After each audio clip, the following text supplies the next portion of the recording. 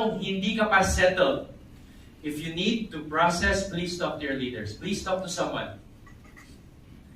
Pero, huwag nyo rin hayaang mabulok sa sobrang tagal na hindi nyo na pinapansin.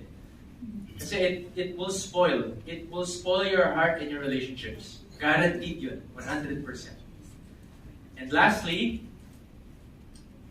kapag nagsisi na sa'yo at napatawad mo na ang isang kapatid, ay kapag nagsorry na sa'yo, kapag okay na kayo, kapag pinatawad mo na, avoid, huwag nyo nang gagawin to, to bring up the offense or the sin again, or maging historical ulit sa kanya kung wala namang valid reason.